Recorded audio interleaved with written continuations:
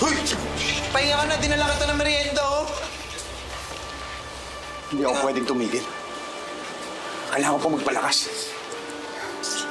Toy, Kailangan ko lumaban. Para kay Chong Father. Kailangan ko sa mapagamot. Toy, naniniwala naman ako sa'yo. Diba? Huwag ka lang susuko. Paano? Napalaking pera ang kailangan natin para mapagamot siya. Saan natin makukuha yun, Tol? Eh, mas mahirap pa nga tayo sa dagay. Toy, ano ba? Baka nakakalimutan mo. Diba, hindi naman tayo pababayaan ng Panginoon. Hindi tayo pababayaan ng Oo. Panginoon. Si Chong Father, mismong alagad ng Panginoon, pinabayaan niya siya. Tol, napakabait si Chong Father. Hinayaan siya ng Diyos. Sinasabi mo? Toy? Sino yan? Toy! Hoy! Jet! Hoy, Onyx. Ikaw, paano malaman itong lugar na to? Jet, sorry ah. Sinundan na kita. Onyx, anong ginagawa mo dito?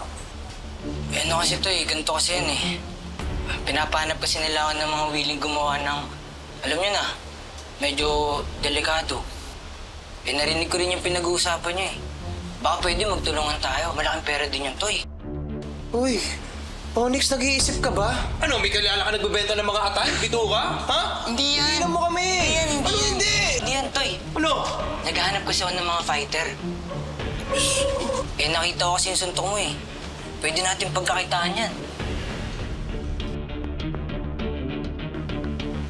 Game ako. Hoy! Toy! Anong game pinagsasabi mo? Ulit na yung paraan. Kailangan ko mailigtas si Chong Father. Toy, baka nakakalimutan mo yung sinabi sa'yo ni Father na bawal makipagpasag ulo, di ba?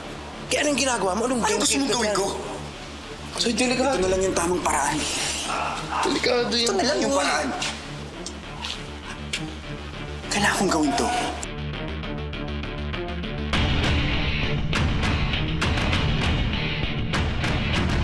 Carlo J. Caparas, Totoy Pato.